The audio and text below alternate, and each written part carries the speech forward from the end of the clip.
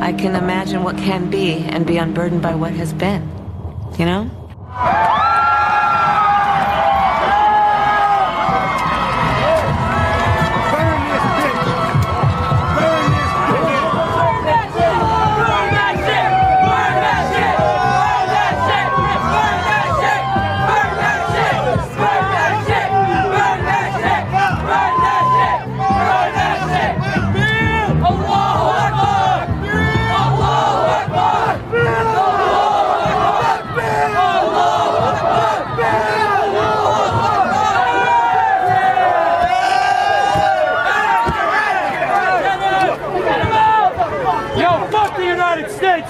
White pig! Unburdened by what has been, what can be. Unburdened by what has been, what can be.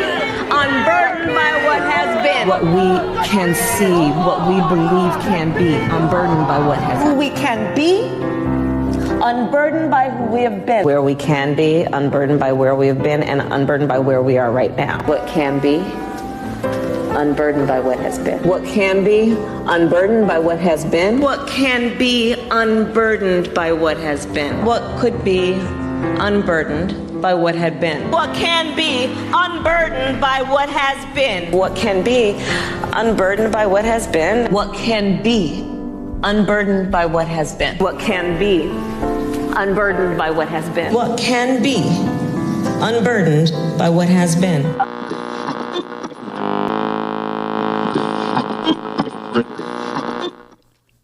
Welcome to Armor of Truth Live number 329. Human beings are not autonomous and in the search for meaning in life.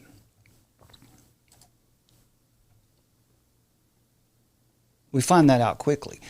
The philosophical concept of mimesis suggests that we're always interpreting and reacting to what we see, whatever we experience in the world, in reality.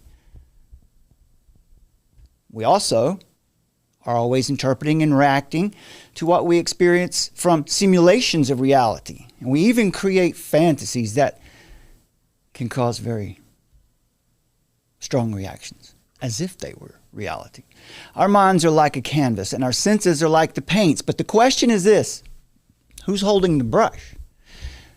Whom or what is creating the image of reality that's being painted, created, placed onto your mind? In our experiences, we hear, see, feel things that inspire us, disgust us, comfort us, and agitate us. The human heart, that means the intellect, perception, emotions of a person, are extremely workable, formable, impressionable, susceptible, able to be shaped, contoured, influenced, controlled, even engineered. Myths, legends, and stories reflect the reality of human experiences, emotions, and the world around us, capturing its essence in various forms through literature, visual arts, music, theater, and of course, political discourse and rhetoric. When life imitates art, it suggests that people consciously or unconsciously adopt behaviors, styles, and ideals that are presented in this art. This phenomena can be seen in how popular media, such as films, books, music, and again, political, ideological movements, how much they impact fashion, language, social norms, and even one's own personal aspirations. This is a powerful force in molding cultural and individual identities, leading people to emulate the scenarios and characters they encounter from these expressions.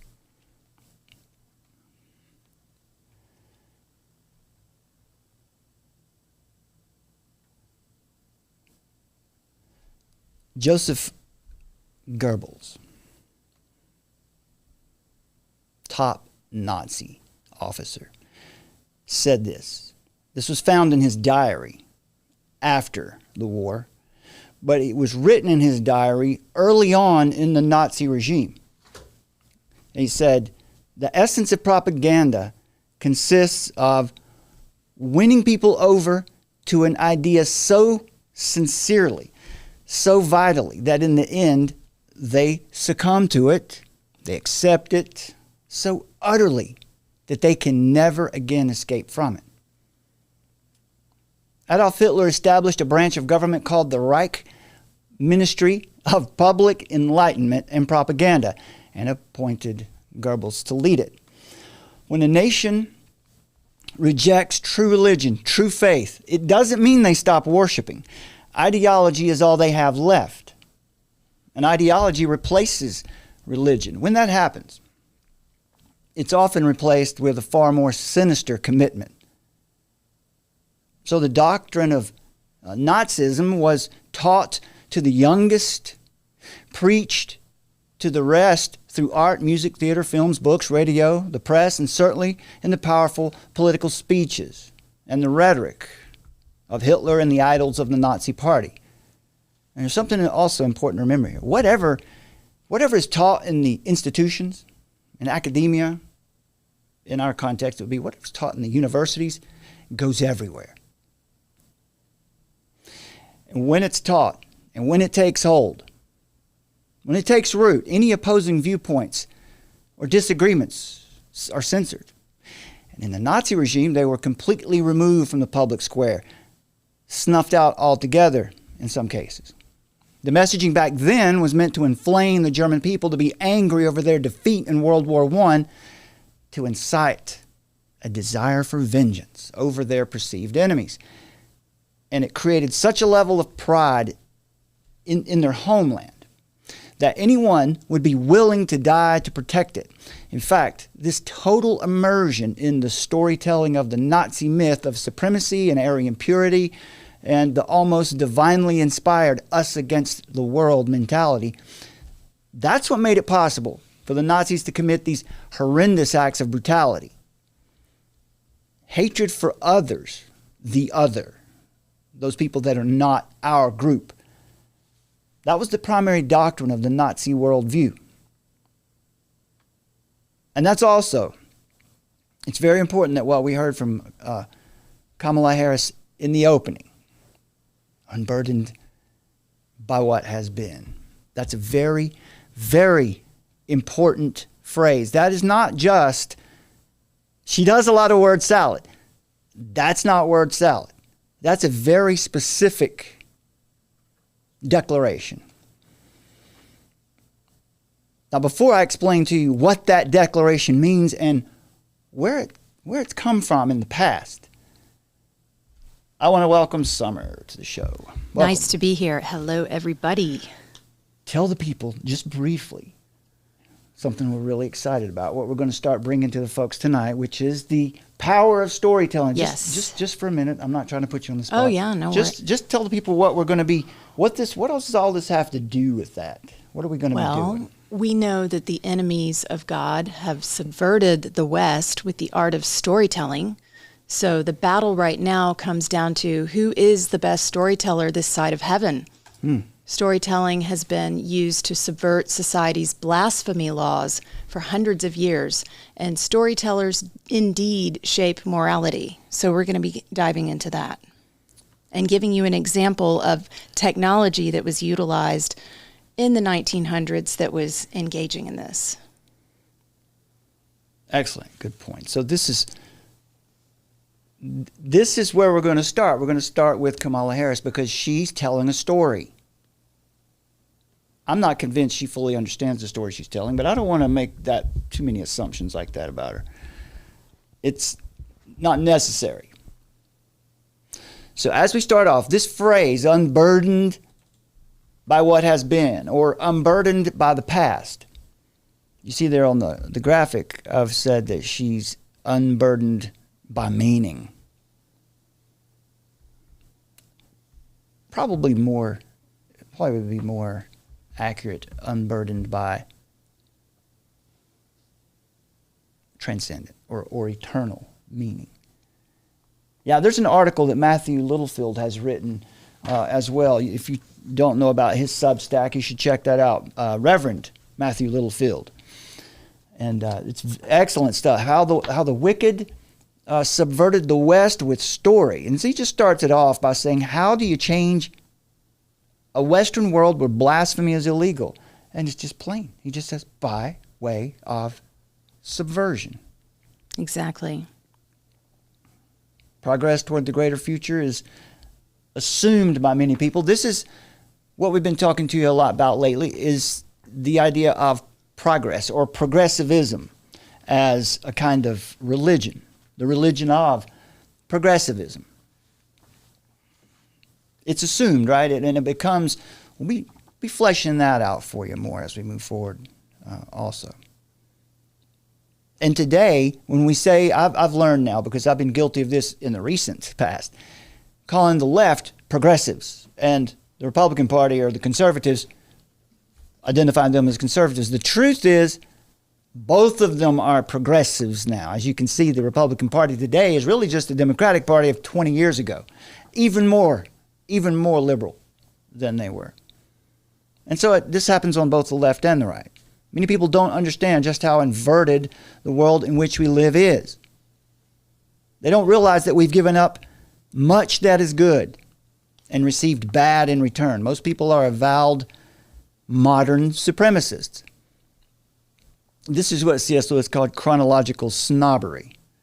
We think we know everything. We think we are the most advanced because we came along later in history, but not so. We think our modern society is just inherently superior to the past. So in Littlefield's article, he talks about how the West was made, how it was made, and it moved from being founded and grounded and rooted in Christendom and is now Satandom. People are generally poorly equipped to question the cultural assumptions of the society they grew up in because we live in an era where history is poorly taught.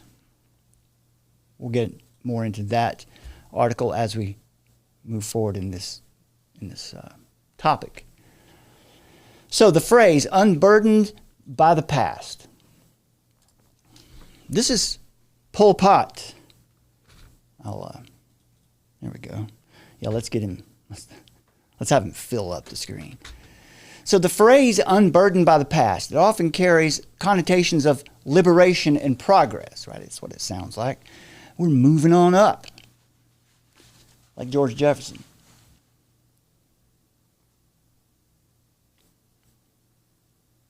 We're going to cut loose from the historical constraints because that's what allows us to move into new beginnings. But in the context of Pol Pot here, who was a Marxist leader in Cambodia, Pol Pot was in the context of Pol Pot and the Khmer Rouge regime in Cambodia, this phrase, unburdened by what has been or unburdened by the past, it takes on this darker, more sinister meaning. Pol Pot sought to create a radically new society by erasing the past, leading to one of the most brutal genocides in modern history.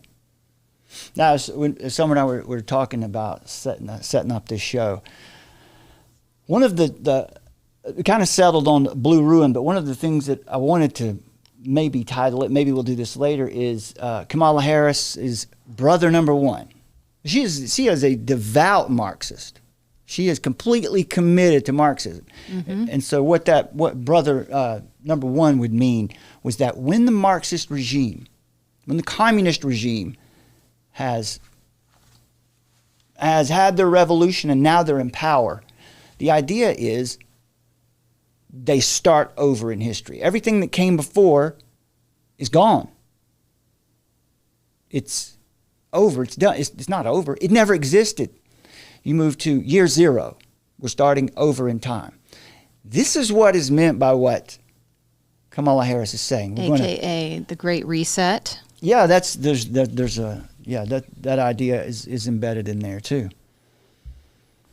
Now, Pol Pot, born Seloth Sar in 1925, was the leader of the Khmer Rouge, a communist movement that took control of Cambodia in 1975.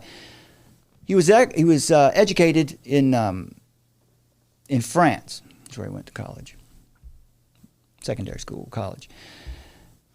But he was influenced by Marxist-Leninist ideology, and he sought to transform his homeland of Cambodia into a classless agrarian society. Remember, we talked about that several weeks ago when we told you about how Vladimir Lenin's agrarian society in the Soviet Union was a climate cult. Really, it was a green cult. That was the idea. It was really one of the first green movements where the environment took precedence over the people, much like the movement we see today. Pol Pot's vision for Cambodia involved radical changes that would lead to the complete restructuring of society. Does any of this sound familiar? You saw the clips in the opening there. There are some people who are being paid, most of them for sure being paid. The riots that are going on right now in Washington, D.C. and other places. There was a video of them being dropped off yesterday. I guess it was yesterday, in buses. Buses rolled up, and these very organic rioters, got out and started rioting. Upon seizing power, Pol Pot and the Khmer Rouge implemented extreme measures to achieve their utopian vision. One of those was urban depopulation. Cities were evacuated. Millions of people were forced into the countryside to work as laborers in collective farms. The capital, Phnom Penh, became a ghost town overnight. Money was abolished, and markets. The regime abolished all currency, private property, and the goal was to eliminate all forms of capitalism and return to a purely agrarian economy. Walden Pond. The erasure of history. Intellectuals, professionals, and anyone associated with the previous government or foreign influences were targeted. Many of them were just killed. Books were burned, schools were closed, and religious practices were banned. The state would be the god now. Pol Pot would be the god now. So this was part of the effort to eradicate the past and start over fresh, unburdened by what has been. But it gets much worse. Those who were deemed to be enemies of the state, those who we might hear it today, they would say, this person is an enemy of our democracy. And anyone associated with those people, including ethnic minorities and religious groups, educated individuals, children, they were executed. We're starting over. We're not going to have any more of those people who are a threat to our democracy. So the infamous killing fields, you may have heard of that movie or that phrase. This is where it comes from. This horrific period where an estimated 1.7 to 2 million people perished, either by being executed or dying from famine. That is what is growing on our streets now. Someone's been showing you some of those clips. That's the spirit behind that movement that we're seeing rise up in our streets. But it's not organic. It never is. These revolutions are not from the bottom up. They are most certainly from the top down. And Kamala Harris she's inciting it. Earlier today, or maybe it was yesterday, at some point in the last couple of days since she's ascended to this position that she's in now, she mentioned that she left a message for Benjamin Netanyahu. She said that she would ensure Israel's safety in the future. Not that she certainly can't do that. Knowing full well that her movement is the one in the streets, which is diametrically opposed to Israel, to Jews. Pol Pot's regime was driven by the belief that to build a new society, Cambodia had to be unburdened by the past, by what has been. This meant erasing historical, cultural, and religious influences that were seen as impediments to their revolutionary goals. These Christians, right? They have to be stopped. We have to shut them down. We can't let them speak. The phrase implies a radical break from history, but in practice, it led to the destruction of Cambodia's cultural heritage and an unprecedented loss of life. So this phrase that Kamala Harris is uttering seems like constantly, what'd you call it, Summer? It is her campaign argument, basically.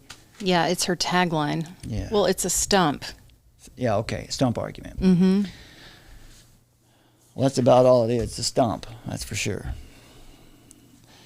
Well, it's funny that she's using that tagline, that rhetoric, out of one side of her mouth, and out of the other side of her mouth, she's talking about how important cultural heritage is.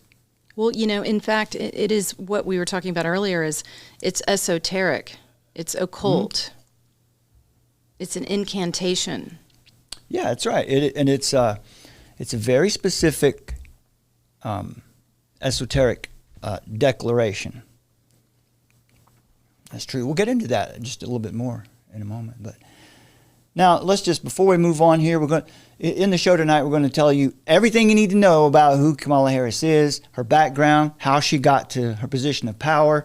Why did Joe Biden ever pick her to be his vice president in the first place? But before we do that, let's make sure we understand this message that's coming from Kamala Harris from a biblical perspective. This idea of being unburdened by the past can be understood in some contrasting ways. Christianity teaches that individuals can be redeemed and transformed, leaving behind a sinful past through faith in Jesus Christ. 2 Corinthians 5:17 states, "Therefore, if anyone is in Christ, he is a new creation. The new has come. The old has gone, the new is here." This view sees the past as something that can be overcome through grace and renewal, not through coercion and murder, not through riots in the streets. The Bible also warns against the denial of history and the importance of learning from past mistakes. Deuteronomy 32:7 urges, remember the days of old, consider the generations long past. So ignoring history can lead to repeating its worst atrocities. I submit to you, that's exactly what we see happening in the streets today. These kids, these immature kids. Now, there are some out there who are not immature kids. There are certainly some agents among them who are inciting it. But ignoring history, being convinced that your own heritage is evil, that's the petri dish. That's where movements begin and are grown that evolve into repeating history's worst atrocities. Let's dive in here. I want to show you another clip of Kamala Harris here. We've got this one. You guys will like this. This is... Your voice is heard this November and register to vote at vote.gov. Can I get an amen? Amen! That was the end. You need to see the beginning. Here we go. We interrupt this program to bring you a message from an extra special Drag Race viewing party. Hi everyone, it's Kamala Harris. Each day we are seeing our rights and freedoms under attack, including the right of everyone to be who they are, love who they love, openly and with pride.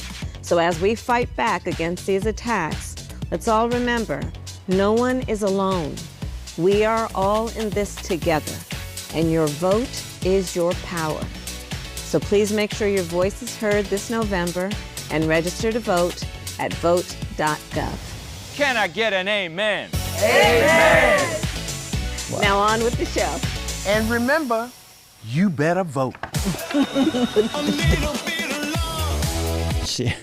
hers was upside down, or his, I don't know what. Did we figure out if that was actually like part of her brand new campaign, or that was an older campaign effort? Was that like just fresh, hot off the press? I don't know. It showed up on Twitter because that would mean that they're bringing back the "We're all in this together" tagline, which is creepy. Yeah, it is, and it's we're all COVID in this nightmare together. movie memories in the moonlight. That's right, no doubt. I wanted to play this clip. What is it? Oh yeah, this is from MSNBC. This is interesting. I'll just play this for context. And bad news for Trump. Of course, Harris unto herself is a pretty devastating turn of events for Trump. So that we're clear, this is a prosecutor campaigning against a convicted felon. If you could scientifically engineer the best possible candidate to prosecute the case against Trump, it would probably look a little something like this. Before I was elected United States Senator, I was elected Attorney General of the state of California, and I was a courtroom prosecutor before then. And in those roles, I took on perpetrators of all kinds. Perpetrators. Predators who abused women, fraudsters who ripped off consumers, cheaters who broke the rules for their own gain. So hear me when I say, I know Donald Trump's type. She knows how to project. Meaning, she knows how to project. Well, how many pedophiles did she prosecute? Not many, because she was known for, in fact, protecting them. We'll get to that in a minute. We'll get to that. But she didn't mention that, did she? She didn't mention that part of it. Yeah, well, she better be careful. She better be careful, because what's good for the goose is good for the Kamala, right? Because she's got some skeletons in her closet. She is owned by somebody. Who is that? We'll get to that. We'll come back around to that. Yeah, so this is it looks like this is probably going to be her campaign slogan. We're not going back. What does that sound like? This is the new normal. Yeah, it's also just what we just heard. Marxism. We're not. We're going to be unburdened by what has been. Not going to be burdened by what has been. That's right. Mm-hmm. We're starting over. Year zero. Year zero. Kamala Harris is brother number one, the new dear leader. Well, let's see. I thought this was fun. Let's take a look at this. This is some of the. Let's see. Let me get that to fit here. There we go. I just thought it was fun. Some of the campaign slogans that the Harris campaign were trying to decide to use. This is the one that looks like they've settled on. We're not going back. Same sentiment as unburdened by what has been. When we fight, we win. It's pretty weak, right? Let's win this together. We can win this. That's, wow. We're not playing around. I really wished that's the one they had chosen. But anyway, those are the... Well, look, I've got a couple right here. Go ahead. Let's hear it. There it is. Let's always take a moment to also see what we have achieved thus far, while we clearly see the moment that we are presently in. I think you need to put up the Mystery Science Theater. It's in a different screen. It's a different one. Wow. You've got some more of those for us, right? We can see more of those later? Yes. Okay. All right, good. Not now. I know you're just frothing at the mouth for them. But well, I just look at that. This is how Ben feels. Ben is shocked by what he's seeing we all are. Play out. He said it's a republic if you can keep it. I don't think this is what he had in mind. So let's jump in here. We're going to talk a little bit about Kamala's resume, how she's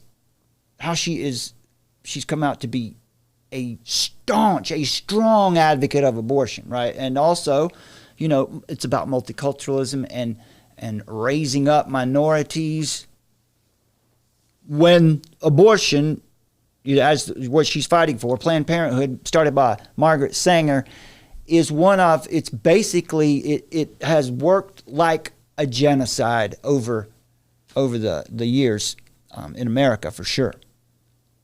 You find Planned Parenthood centers in every black neighborhood or in parts of cities, you'll find more than one.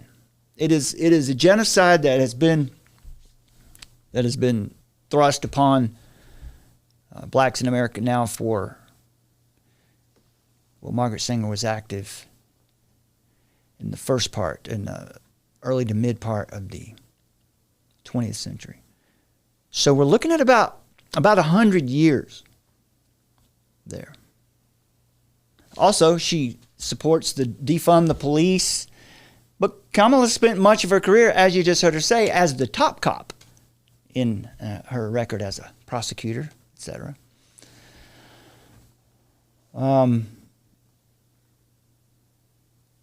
Let's deal with this. Let's deal with this for a second. So this has to do with, as Summer mentioned earlier.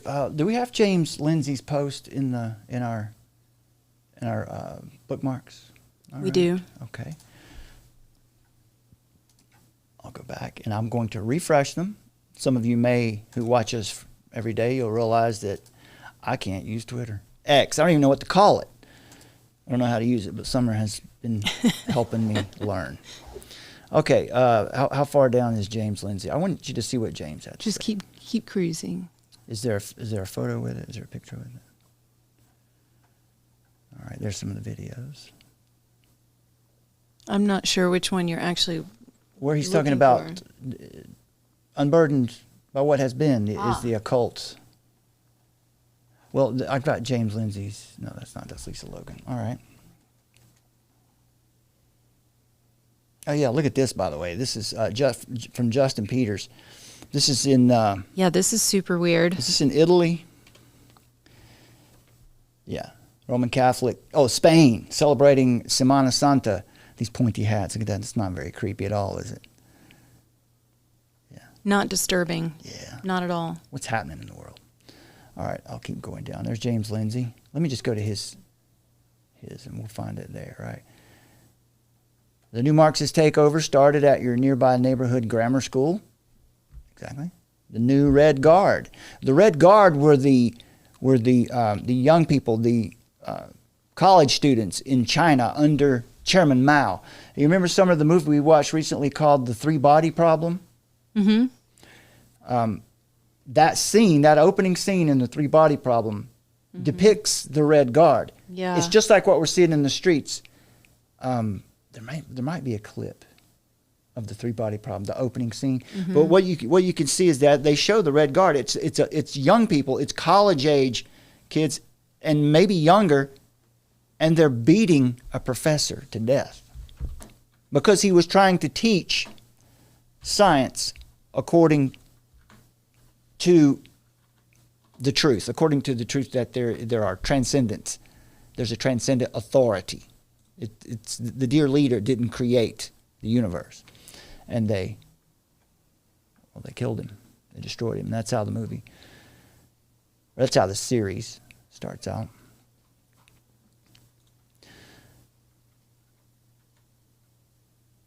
So basically, James Lindsay.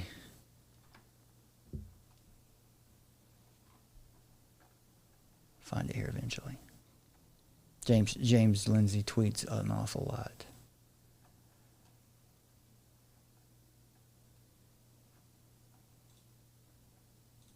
What James Lindsay said was that the phrase that Kamala Harris uses. I dropped the opening scene of Three Body Problem in the bookmarks if you want to check that out. Twitter? Mm-hmm.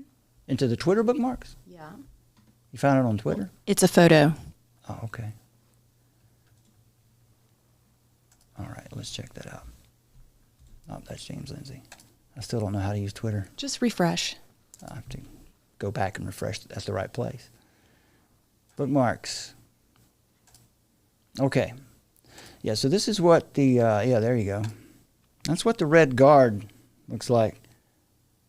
You can see that's the old dunce's cap. And look, it's college age, young people. They're all young people. That's what was considered the Red Guard. This was a revolution inside the revolution. When Mao figured out that his own people were turning against him in the leadership, he went out and incited another revolution among the college kids. And you can see what they're doing to this professor. That's the idea. So anyway, James Lindsay pointed out that Kamala Harris's phrase, unburdened by the past, or by what has been, is a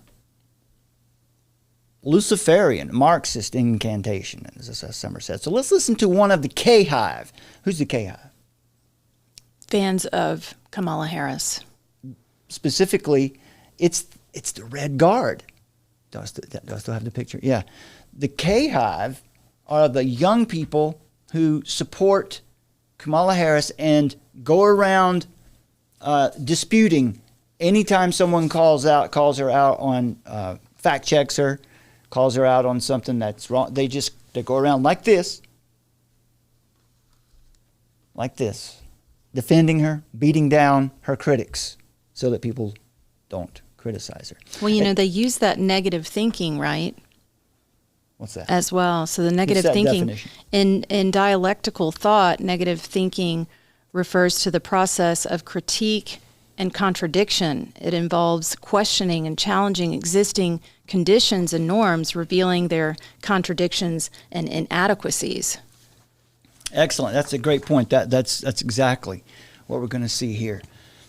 Stories are made up of folks who wouldn't turn back, and we're talking about stories, good stories that support the master narrative of creation, fall, redemption, and restoration. Stories are made up of folks who wouldn't turn back, and official narratives are composed by people who won't stop lying. Let's listen to a little bit of official narrative here from one of the K-Hive. The right is not taking Joe Biden dropping out very well and has been hard at work over the last night doing wild conspiracy theory cooking. But one American right-wing influencer, James Lindsay, has gone above and beyond in crafting out the Kamala Harris is actually a secret Luciferian casting Marxist incantations. Yep, those were all words I said. This very large 14-year-old is James Lindsay. James got a rise to fame off of the grievance study affair, where he and some of his compatriots managed to get 4 papers accepted at academic journals in his quest to disprove the legitimacy of higher education. So what's James saying? So he's obsessed with this phrase that Kamala Harris uses that is, quote, to see what can be unburdened by what has been. Basically fluffy nonsense. But James is convinced it is esoteric, it's occult, it's a Marxist and Luciferian incantation, and it can be easily seen. What does esoteric mean here? It means that there's a hidden meaning. It looks and sounds goofy nonsense, but it isn't. People who know that is coded and Gnostic in its formulation, and the principle she's articulating is ultimately Luciferian, Hermetic, a la Marx. We can set aside the hand gestures she typically makes while uttering the incantation, although we shouldn't. It's blatantly up on the right, what can be a worldly utopia, and down on the left. I just want to break in for a second. Listen closely for an argument. No argument. Just mockery. You're going to come up empty, but I just want to point out, this is the Red Guard. This is that under Mao. This is what the Red Guard does. They go around just humiliating or attempting. This is not very humiliating to anyone because this is fairly benign, right? But no argument at all. You heard a moment ago where he just said James Lindsay is known for the grievance studies thing. You know what he and his group did? During the rise of wokeness, the grievance studies were like, where's my book? Like Robin DiAngelo's White Fragility. Mm-hmm. Let's get there we go. Why it's so hard for white people to talk about racism. And this book is fascinating in its myopicness, and being tunnel vision, right? Tunnel vision. So Robin DiAngelo was she was a corporate, she was someone who would go around to corporations and help them learn how to be better white people, how to get along with, all she did was stir up racism. Things like, well, the idea of identity politics. I was just coming from I think we're going to have to, it's the idea of group dynamics. Remember that? Mm-hmm. We talked about that, the idea of group dynamics. And really what it is they're creating a new in-group. A lot of presuppositions in her work, the in-group, out-group, insider, outsider, oppressor, oppressed paradigm. Being born with advantage is original sin.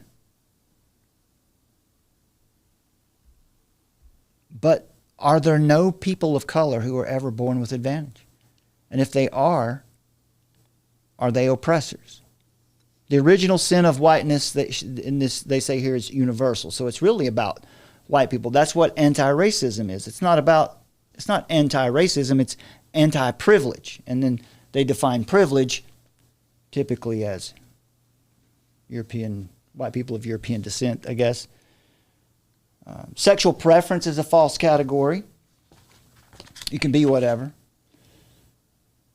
There's no acknowledgement of morality or personal character, no value whatsoever placed in the image of God or any attributes human beings have in common. This is, the wokeness in the universities, the critical race theory. What James Lindsay and his colleagues at New Discourses did was they wrote fake grievance studies papers to prove a point. To prove a point that they would accept anything that agreed with them, that furthered their narrative. And so they wrote the most ridiculous garbage nonsense that was all woke in its language. And they got 4 of those through. Got 4 of them. And he said that was to show, what did he say? He said to show that, what did he say? That higher education, let's see here. Here again. Unburdened by what has been. Basically fluffy nonsense. But James is convinced it is esoteric, it's occult, it's a Marxist and Luciferian incantation. And 18-year-old is James Lindsay. James got a rise to fame off of the grievance study affair, where he and some of his compatriots managed to get 4 papers accepted at academic journals in his quest to disprove the legitimacy of higher education. Well, but is that true? To disprove the legitimacy of higher education, or to demonstrate the that dissent? You can get anything through as long as you agree. The point was that higher education has been infiltrated by nonsense. All right, we'll let him go. And gestures she typically makes while uttering the "Let us have a look at what Karl Marx," issuing the same idea. Here he is explaining the punchline of the Communist Manifesto. Just so you know, this line is not in the Communist Manifesto. In other words, Marxism, it's... Well, then where is it? That's fine to say that, but where did it come from? Where did James pull it from? He's showing a book there. What's the book that he's actually showing there? Again, you don't get that. This is what the Red Guard does. It's ridicule. Self in its own manifest declaration. Negative thinking. Exactly. It as being able to move into what can be, unburdened by what has been. And socialist Marxist consciousness is a Gnostic awakening to see what can be, unburdened by what has been. You have to appreciate that he's going into Marxist text trying to find lines that sound kinda similar but aren't the same line. And the replies are just... Like, I know they want us to be scared of Kamala, but it just looks like she's in a rad metal band. I mean, for realsy. And of course, because it's a right-wing conspiracy, there has to be a part about how Marxism is turning everyone queer. He, of course, also tries to link it to critical race theory. And this one's great. He's presenting that Kamala is trying to push a new French Revolution, or maybe thinks that she is actually Oliver Cromwell. Is she trying to push a new revolution, French Revolution? Maybe it's not a new French Revolution, but that phrase is, without a doubt, very specifically, it comes from a very specific place and has a very specific meaning. And she is very happy to continue to repeat it.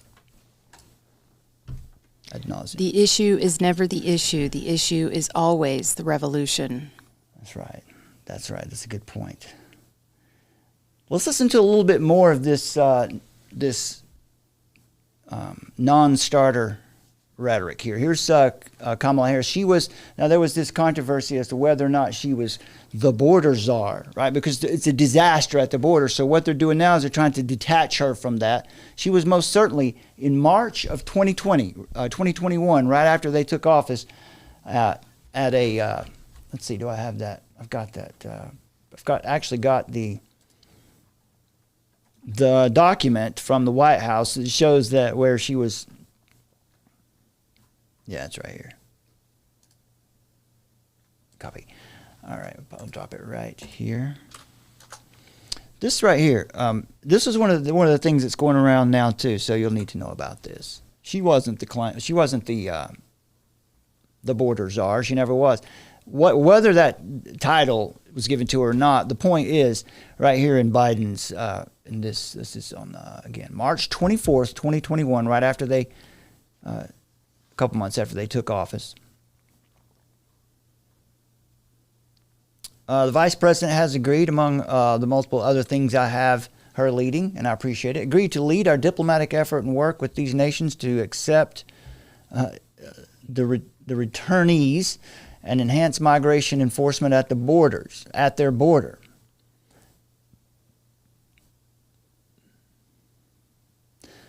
Let's find this same here. Fortunately, yeah, this is really good. One of the, let me find the beginning of it here.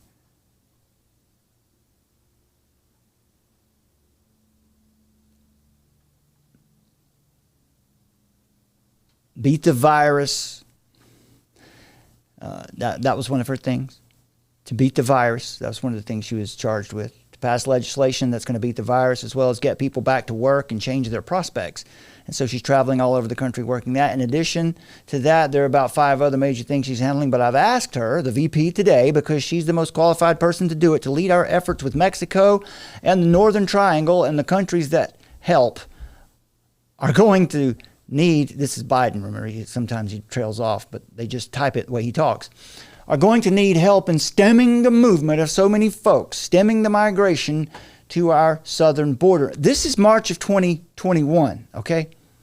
This is before it got, what we saw happen over the last 3 years is unprecedented. Millions and millions of people came across the border. Biden here says, and the reason why so many people were leaving, we learned, was that not only gang violence and trafficking and cartels, but natural disasters, right? Climate change caused people to migrate to America.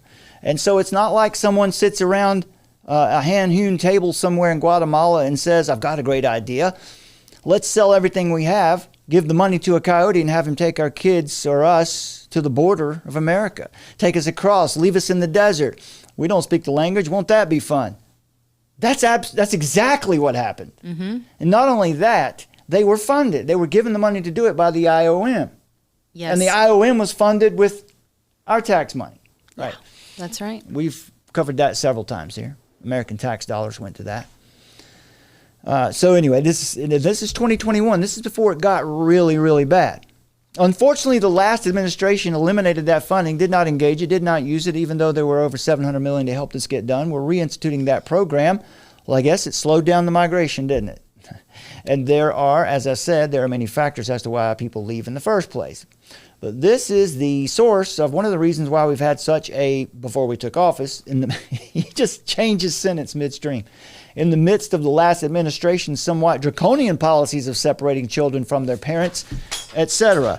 You know, we shared with you the other day how they like to pin this on Donald Trump, and he's got his, he's had there was some issues with things that happened at the border, but there was no one's ever been more brutal with migrants than Barack Hussein Obama. What was it? 2.8 million people he deported. Barack Obama did mass deportation. They don't mention that in here, though. So anyway, he goes on to say that he has. So, Madam Vice President, I gave you a tough job and you're smiling, but there's no one better capable of trying to organize this for us. can think of nobody who is better qualified to do this than. This is a woman who ran for the second largest attorney general. So this is when he assigned the border to Kamala Harris. So let's just see, how did she ever get to the border? Did she ever get down to the border? Well, let's listen to what she says right here in this interview with Lester Holt. One other topic I wanted to talk to you about, but let me just quickly put a button. Okay. Do you have any plans to visit the border? I'm here in Guatemala today. At some point, Is Guatemala near the border? No. It seems like there's at least a whole country between the border and Guatemala. At least one. We are going to the border. We've been to the border. So this whole thing about the border, we've been to the border. We've been to the border. You haven't been to the border. And I haven't been to Europe. And I don't understand the point that you're making. I'm not discounting the importance of the border. Well, I mentioned it because I know Republicans have certainly come at you on this, but Democratic Congressman Cuellar has a border district, has said to you and the president, come. You need to see this. Listen, I care about what's happening at the border. Really, really care about what's happening at the border. She really cares about it. Well, okay, let's get into this a little bit. Let's dive into this because we've got some stuff to get to about the storytelling side of all this, and we're going to talk a little bit about The Birth of a Nation, that old flick you might have heard of. That's considered, I guess, the most racist movie ever. Perhaps maybe it is, maybe it's not, but it was the first movie to be screened in the White House, right? That's right. Well, we're quite familiar with Joe Biden's unstable, opportunistic double-mindedness. Biden has been lurking in the murky sewers of Washington, D.C. since 1973, when old Scrappy Joe from Scranton, PA, at age 29, became the youngest person ever elected to the U.S. Senate. Like Biden, became a fixture in D.C., serving for 36 years in the same seat before being tapped as Barack Obama's vice presidential running mate in 2008. Why am I talking about Biden right now? He seems to be out of it, right? Well, it's important because we're going to tell you who's controlling Kamala. It's not going to be a big surprise, is it? But let's listen to this first of all. Senator, I'm sure that you would agree that your service in the Senate up to this point has not reflected any particular concern for the larger contributors. Well, the fortunate thing is I didn't have many larger contributors, and the only reason, see, I went to the big guys for the money. I was ready to prostitute myself in the manner in which I talk about it, but what happened was they said, come back when you're 40, son, and so I had to go out.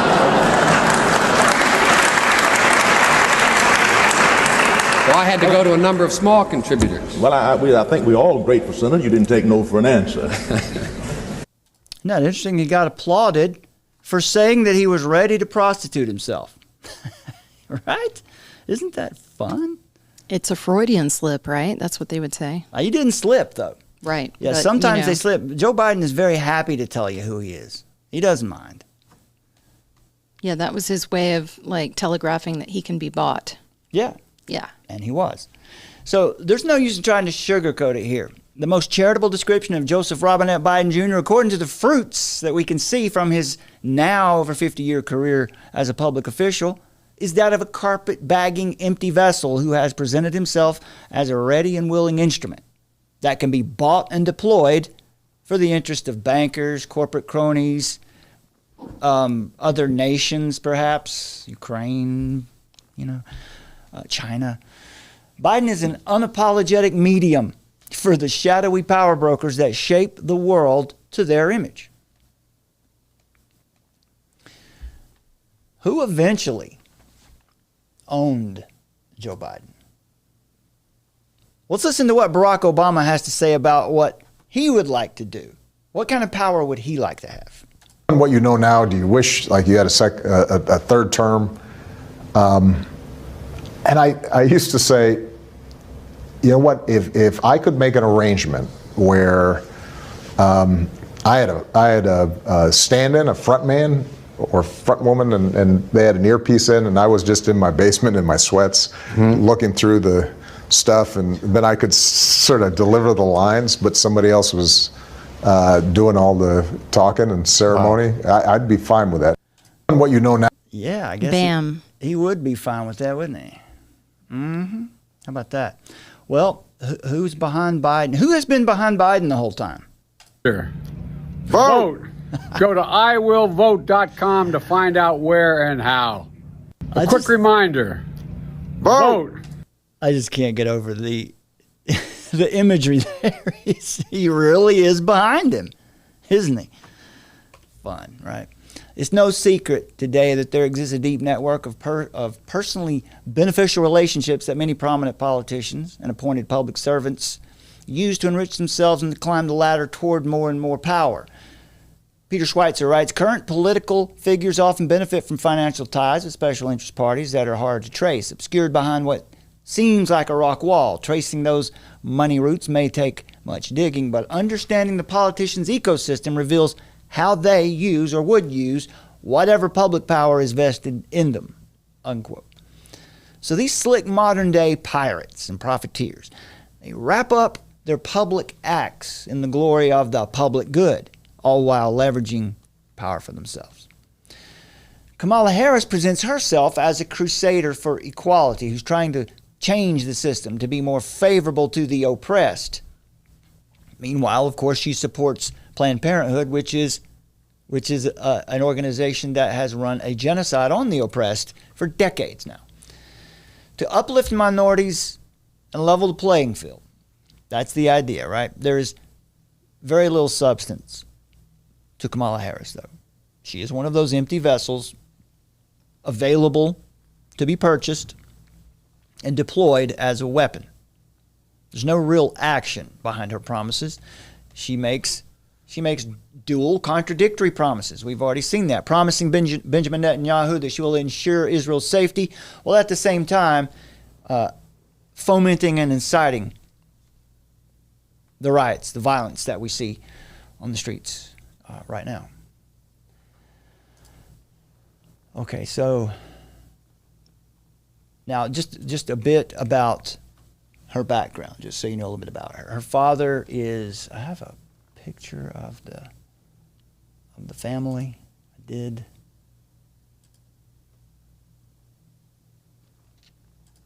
Oh, there's Ben.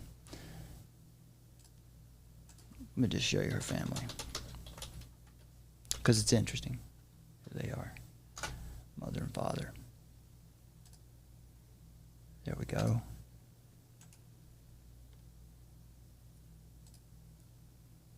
There's your mom and dad.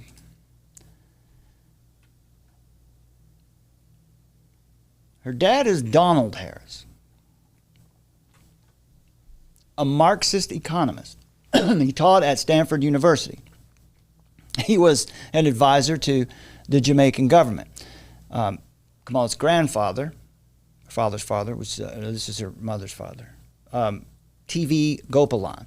He held a position similar to the United States Secretary of State in India. He was also known as an independence fighter. Her mother, from India, says that Kamala is very knowledgeable in Hindu mythology and traditions, says she's equally at ease in a temple or in a church, and Kamala's mother named her after the goddess Lakshmi. And Kamala's mother is known for saying a culture that worships, that she comes from a culture that worships goddesses and produces strong women. Isn't that interesting, Summer, based on what we just saw last week at the Republican National Convention on the first night with that prayer? Yeah, exactly. Is there any, there's very little difference between the two parties other than what they tell you in their campaign. Yeah, there isn't a difference, really. Not much. Yeah, when it comes down to the core issues of progressivism, they're in agreement, basically. Well, Kamala performs all the rituals and says all the prayers when she goes into the temple. All right. There's also Willie Brown, the character Willie Brown. I guess I need to get a picture of Willie Brown here. How did Kamala find her way how did she make it? How did she make it into these positions? Because he doesn't seem to be a particularly bright person. Willie Brown. Now, making these claims will get you in trouble with the mob. He was the second most powerful man in California politics, back in the 80s and 90s. Kamala Harris met Willie Brown in 1994 while Brown was married. Here's an article from 2019 in USA Today. Also, Peter Schweitzer's written about this in depth.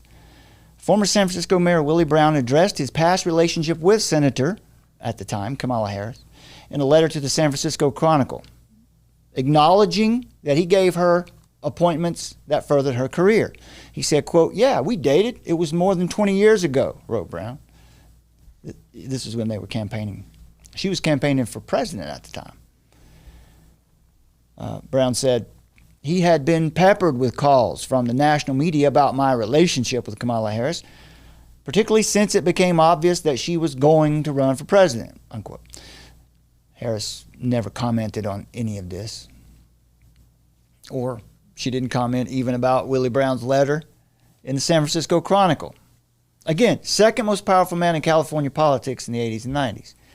Brown was married at the time he and Harris dated, but because he had been estranged from his wife, as he said, Blanche Brown, since 1981, according to People magazine, the relationship was not kept a secret.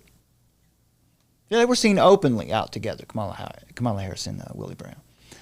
A Sacramento Bee reporter told People magazine that Brown, quote, had a succession of girlfriends and would, quote, go to a party with his wife on one arm and his girlfriend on the other. Peter Schweitzer, his 2020 book, Profiles in Corruption, Abuse of Power by America's Progressive Elite. That's an interesting book. It's got backgrounds on the Clintons and pretty much everybody that was running for president there in 2016 and 2020.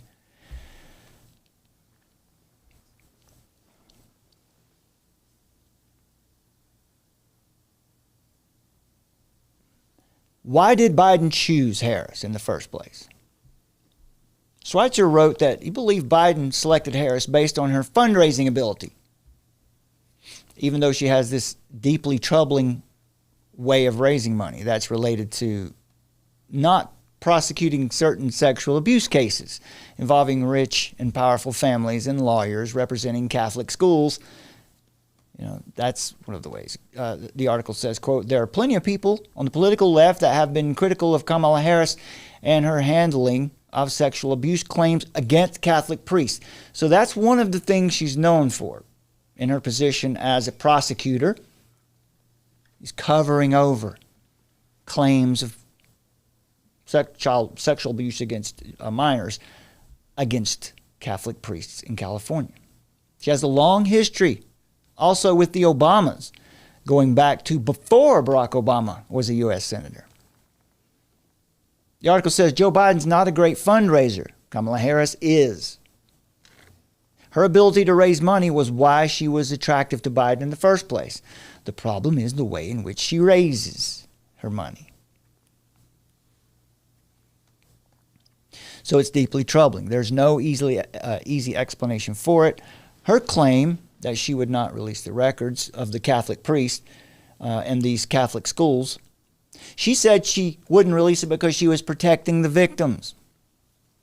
But the victims are furious with her for this explanation. So she doesn't give a good explanation. Again, she says whatever's expedient at the moment for whoever's in front of her. That's what she did with Lester Holt. She just told him whatever she had to tell him to get out of that moment. Now, the K-Hive will tell you that Kamala Harris is, what was it, this article? I forgot what it said. There was a headline the other day that, it said something, they were even using the vernacular, right out the gate.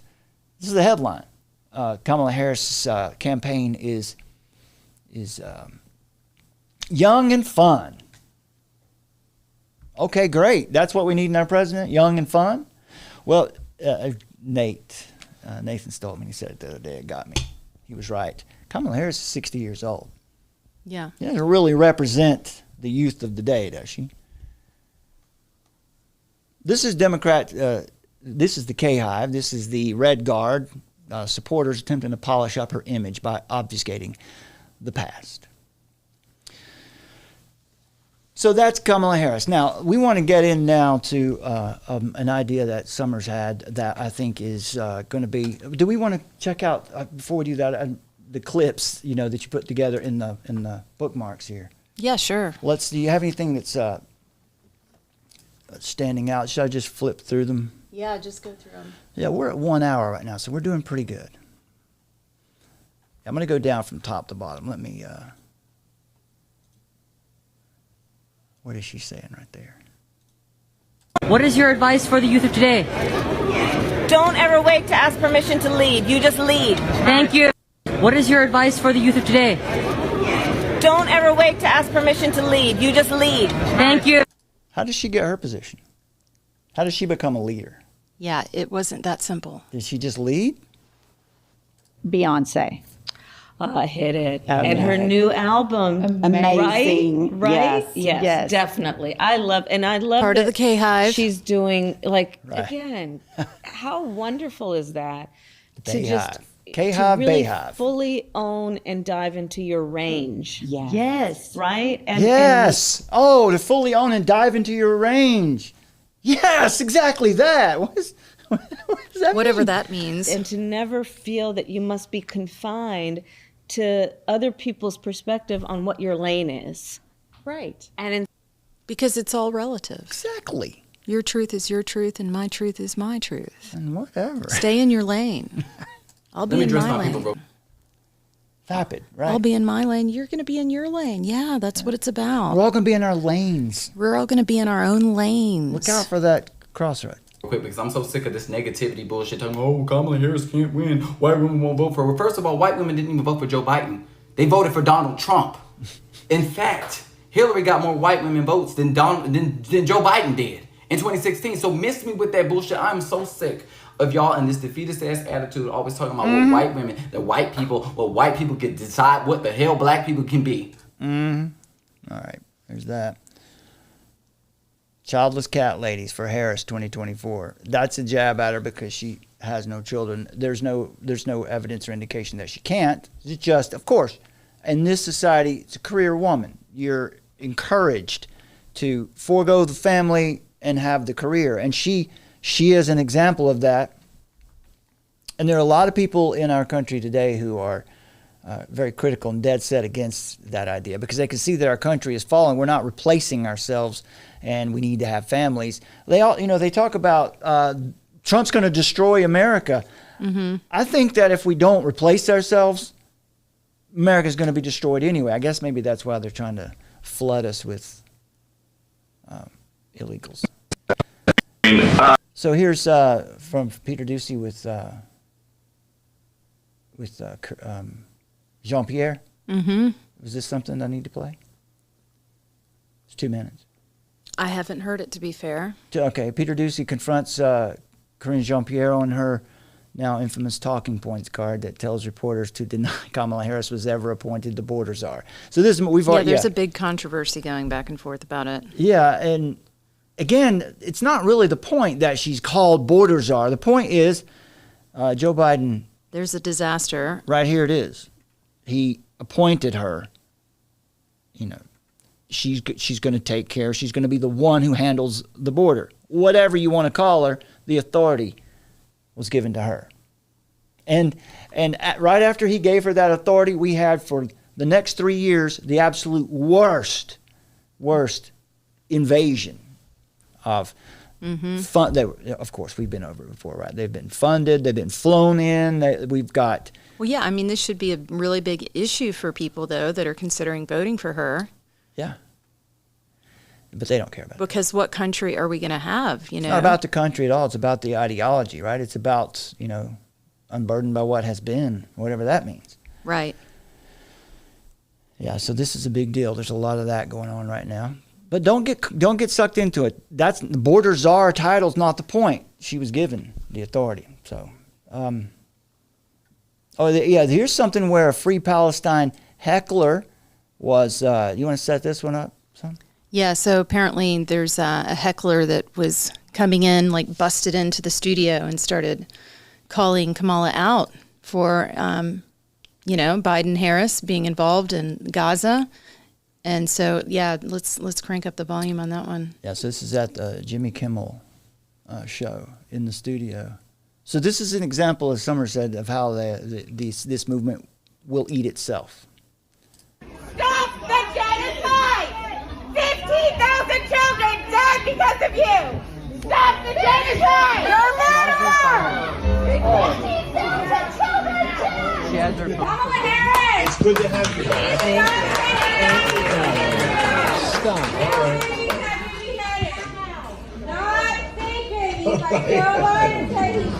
You're interrupting my flow.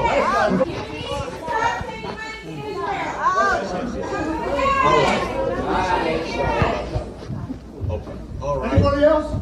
If anyone else has anything to say, this is the time. 1.9 million people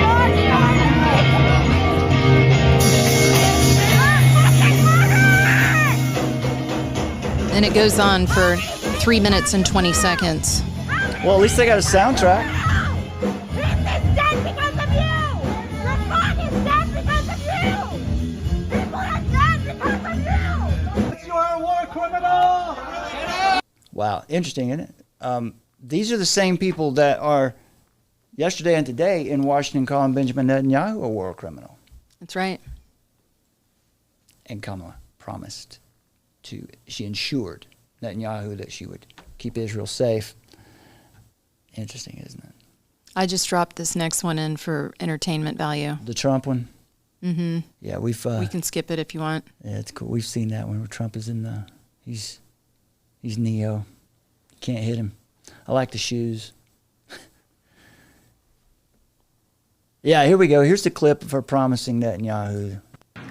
So I just had a frank and constructive meeting with Prime Minister Netanyahu. I told him that I will always ensure that Israel is able to defend itself. I'm going to blow this one up because I really think it's interesting to watch her body language when she does this. She's very nervous about this. She really doesn't want to say this because she'll be held accountable. Somebody might come into the studio and call her out for it.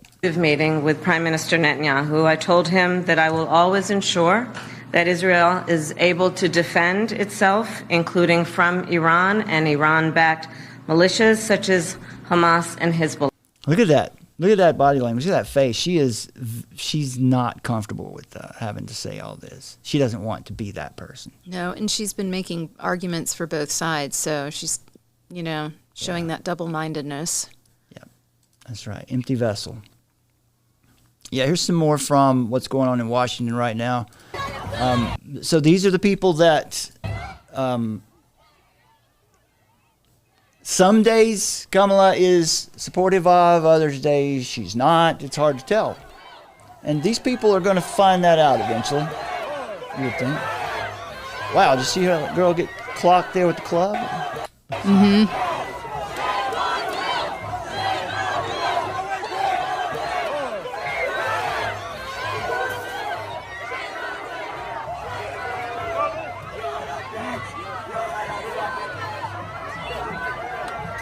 Is this the one where they pulled the police off the guy or the?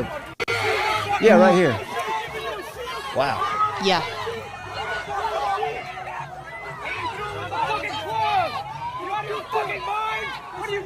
It's just crazy, Yeah, it's insanity. And they're trying to say that it's Iran that's, backing this funding for these protesters. Yeah. But of course everybody's like, no, that's probably not true, We know where it's coming from. We know where the funding is really coming from for this. Wow. Because these agitators believe in this, that by any means necessary to accomplish their goal. Yeah, they're caught up in this moment because they've been incited to this. They believe that if they get rowdy, they're going to get what they want. The problem is this, my friends, you're useful idiots. And they don't know this because they weren't taught that in university. They were taught, who is it, Said? what's his name?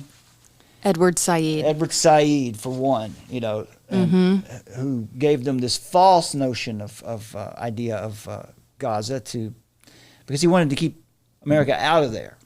But yeah, and Frantz Fanon as well. Decolonization is always violent, according to Frantz Fanon, who popularized Marxism in universities too. So you've got Edward Said with post-colonial studies. He's like one of the godfathers of that from Columbia University. And you've got Frantz Fanon. And these kids are steeped in it. They've been schooled in it. So they're ready for this moment. That's right. Slumdog in the chat there. This is mentioning too. This was a big story back in several years ago when she was running for president. Kamala had this relationship with Montel Williams too. Oh boy. Yeah, she just had a.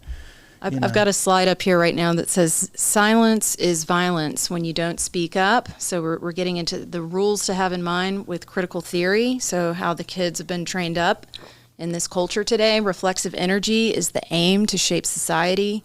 The reaction is the real action. So we've got that dialectical political warfare going on. Anything that breaks or disrupts the Western Front, right? So all Western countries are under attack. And again, the last thing that I had said a moment ago is decolonization is always violent. So you've got to be violent. That's the charge. Yeah, I'm glad you got this clip right here. Let's listen to what Kamala says when she's in other company. Let's see what she says about the young people who she seems to be pulling for and encouraging one day. Remember, age is more than a chronological fact. What else do we know about this population, 18 through 24? They are stupid. Okay. That is why we put them in dormitories, and they have a resident assistant. They make really bad decisions. Remember, age is more than a chronological fact. So there you go. What else do we know about this population, 18 through 24? They are stupid. So what's this statement about here? Some statement from Vice President. I'm not actually. Oh, she's denouncing the violence. Yesterday at Union Station in Washington, D.C., we saw despicable acts by unpatriotic protesters. So she's whatever's expedient for the moment. Yeah, we showed this in our opening clip where this is a replica of the Liberty Bell, and if you look at this close enough, you'll see Marxist epithets on there. That's who's teaching them, right? This is what they've been taught in university. That's why you see this coming out here. But you've got to back it up and look at the video right above that one. Yeah. Okay. Look at that. All right. That cop gets pulled off. All right. Let's go there. So you can't tell me that that's not staged. I mean, to me, that seems like that's okay, we're giving you permission to go jump on a cop and yeah, they've throw him across the. Not only have permission, they've been funded to get there and do it. They're given stipends for food and lodging because they're going to tents. Yeah. Look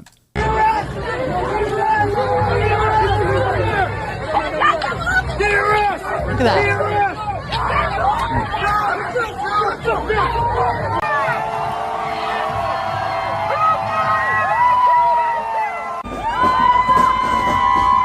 How about that? Now they're saying Allahu Akbar there. That's God is great, but it's not God. With Burn Baby Burn, Disco Inferno in the background. Right. Listen to these American kids. Listen to these kids. I have to agree with Kamala here. They're stupid. They are pretty stupid. They are very impressionable, aren't they? And we will take the streets because the city is ours and this country is ours and they will have us to answer to.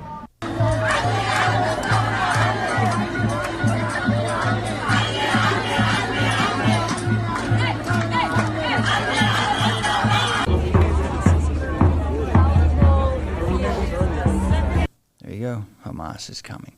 We said this recently in the scriptures. This is just an expression of freedom, right? This is what liberty, you're supposed to allow this. This is what liberty is.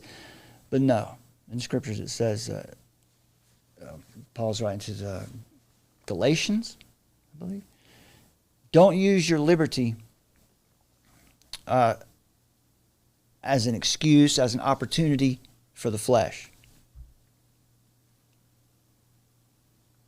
And clearly that's what this is. Okay, so we've got that. We're almost to the end. Again, this is a replica of the Liberty Bell, so we just want to keep that straight. But it's we saw this one from Justin Peters. Okay, here's from Cernovich Mayorkas. Do we want that one?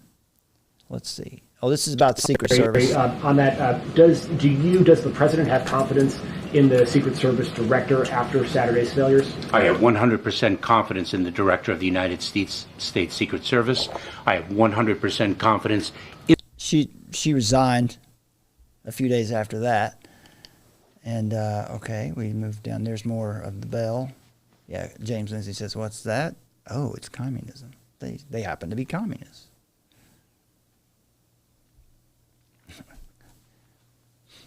Joe, I need you to become unburdened by what has been, buddy. Oh, here's the other case where she had donated to, the claim was she had donated to the Minnesota Freedom Fund, which was to bail out rioters, violent protesters who burned down the police stations in Minnesota after George Floyd died, after he overdosed, after what happened, after the facts are in. Overdose. But of course, the same people who were there then burning things down are now in Washington, D.C. today running the revolution. It looks like we're back down the border. He's secure. Are we? Yeah, there we go. All right. So let's get to it. All righty. All right. We're going to talk a little bit about Birth of a Nation. Let me get that. Do we have the graphic for the... I'll get it right here.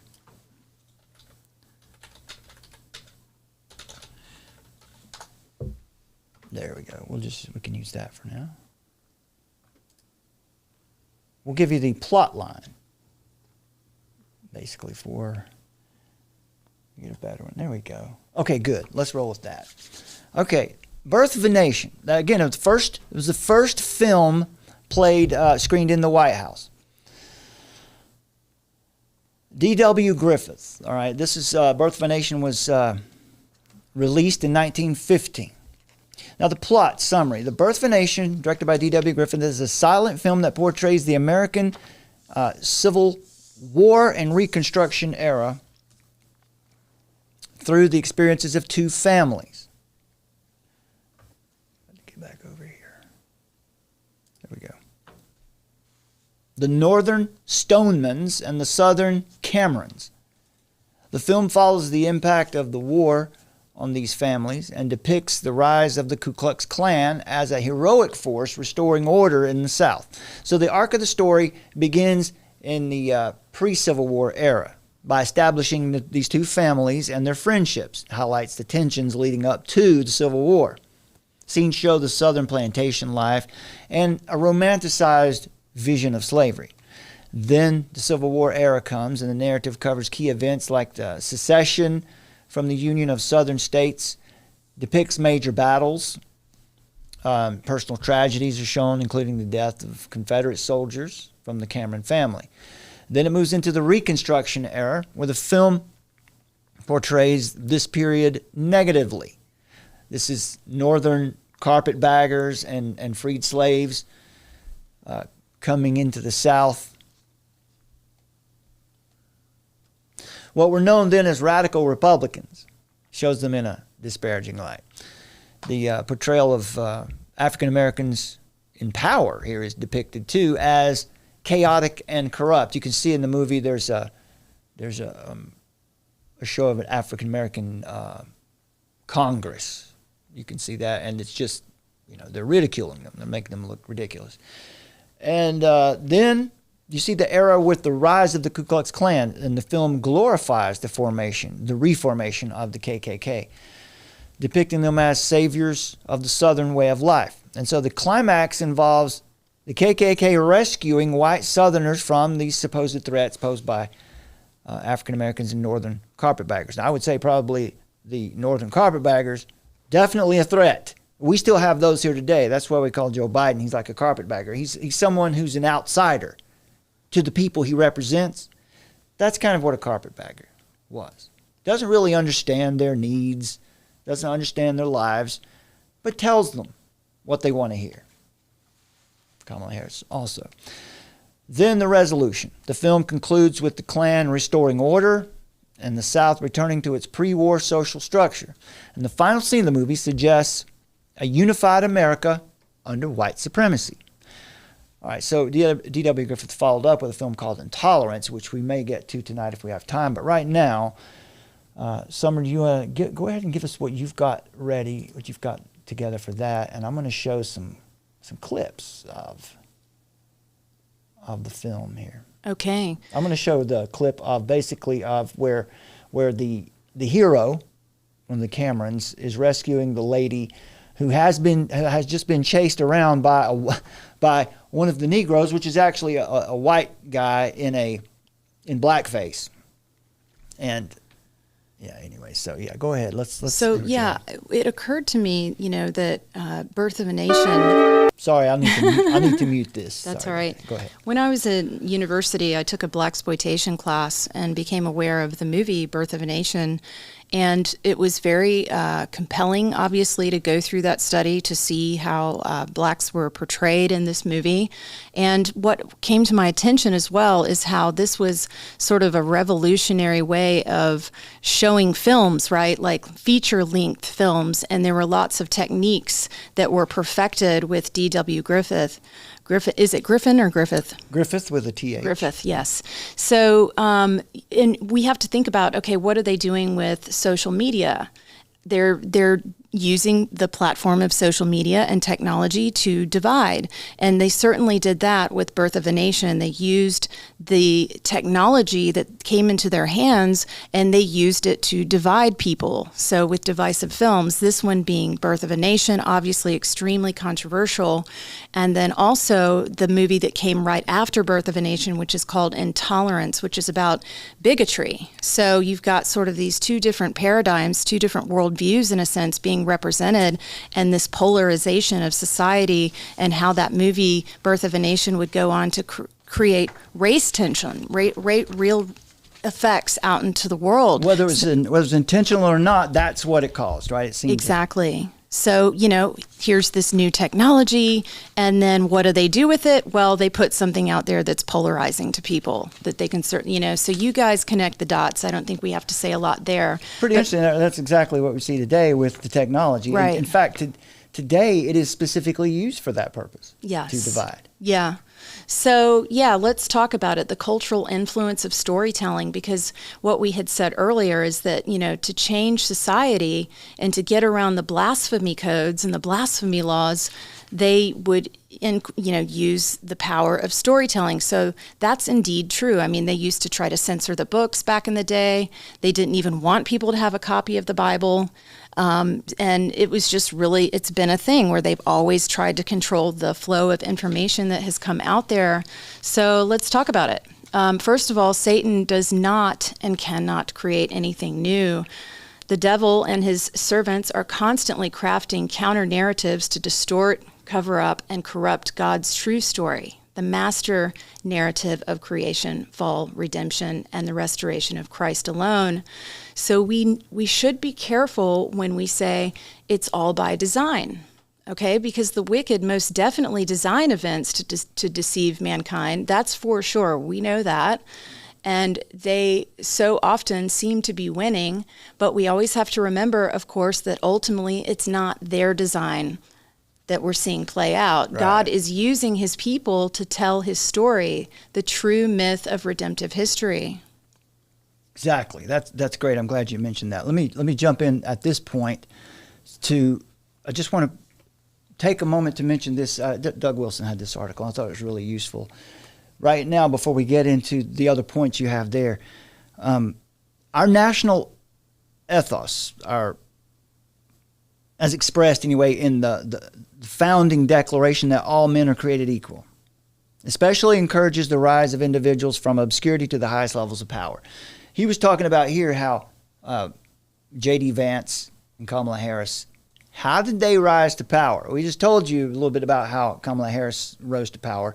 And folks, that's not a conspiracy theory. It wasn't by a long, hard road of hard work.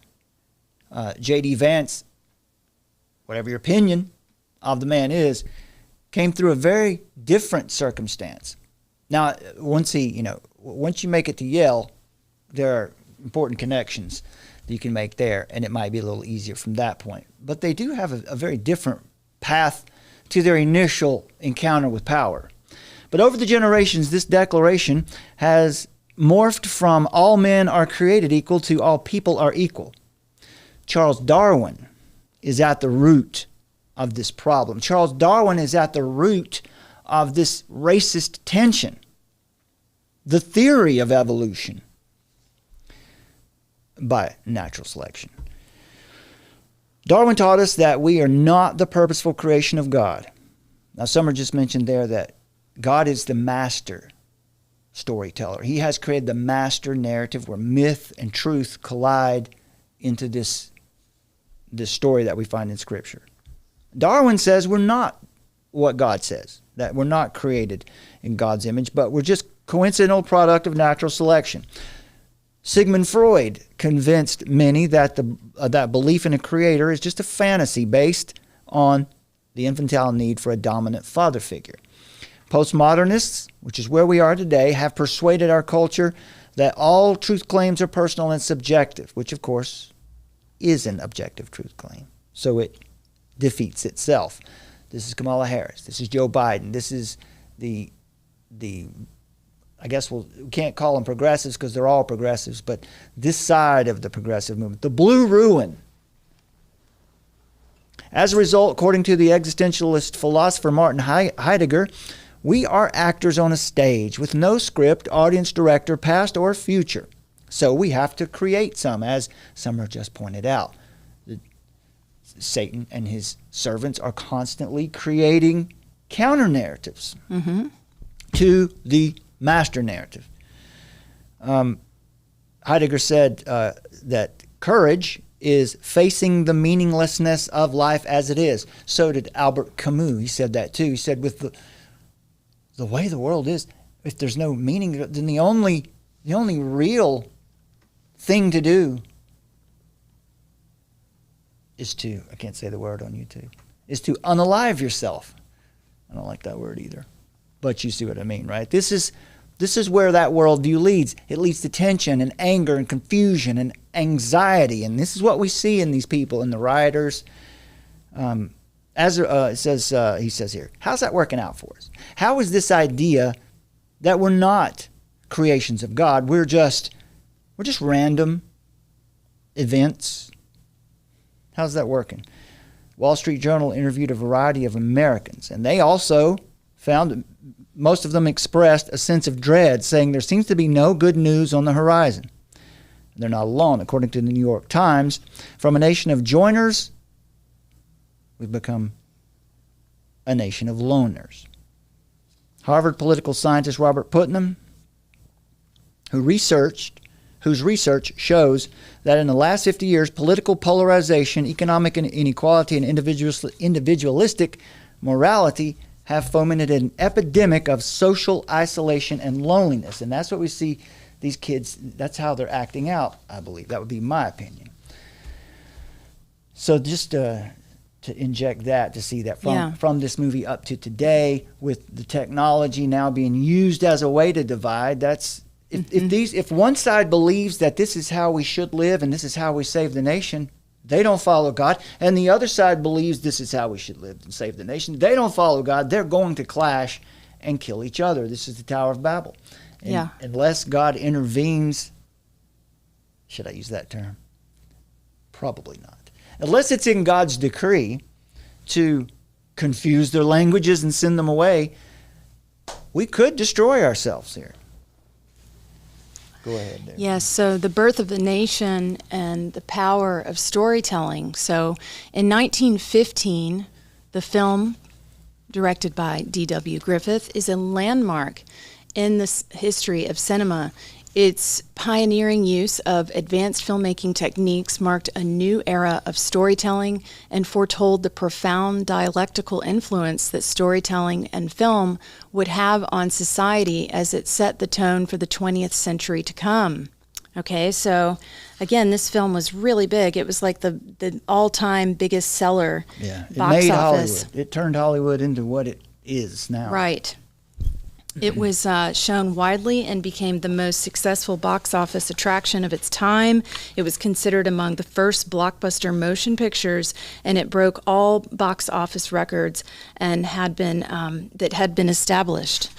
People believed it was D.W. Griffith that set the standard for feature-length films and film techniques of close-ups, and also the use of music with like an orchestra and such. Another thing about Griffith is that when he passed away, he actually, there was a public memorial service was held in his honor at the Hollywood Masonic Temple. So there's that. Yeah. Right. So, keep that in mind. And he was born in Kentucky, and he was raised a Methodist, and he actually ended up being buried in the Methodist church graveyard in Kentucky when he did pass away and was buried. But anyway, so now that we've sort of set that up, the film is notorious, of course, for its racist content and glorification of the Ku Klux Klan.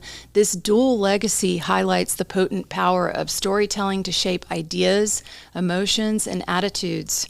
Storytelling is one of the most powerful tools for influencing human thought and behavior. Stories shape our understanding of the world, of course, our values and our actions. The Birth of a Nation exemplifies the immense power of narrative to mold public perception and reinforce societal attitudes. Griffith's film, with its sophisticated cinematic techniques, captivated audiences and profoundly impacted American culture. However, the content of Birth of a Nation was divisive, serving more to corrupt than inspire. The film depicted African Americans in what we were then and now highly offensive stereotypical ways, such as villains and savages glorifying the Ku Klux Klan as heroes. The film's narrative was based on Thomas Dixon Jr.'s novel, The Klansman, which promoted the ideology of white supremacy and justified racial violence.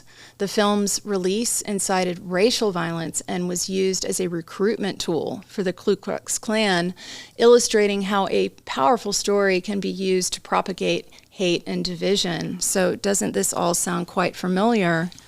And devious, right? Not good. You take a technology and what is the use of this technology, the application, not good. Not good at all. Yeah. So and it's because everybody's working from a particular worldview.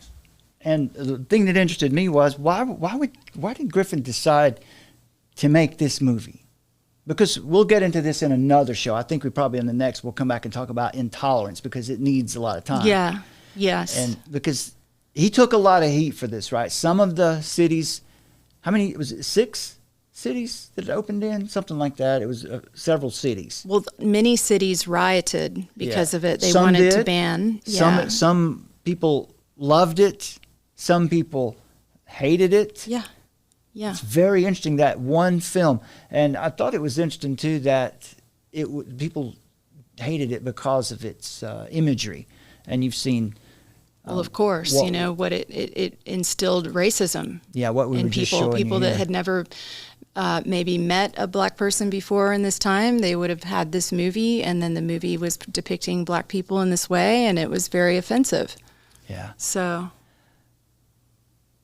well, the modern film Django, for example, has... now, some of the imagery you see here for our sensibilities today is soft.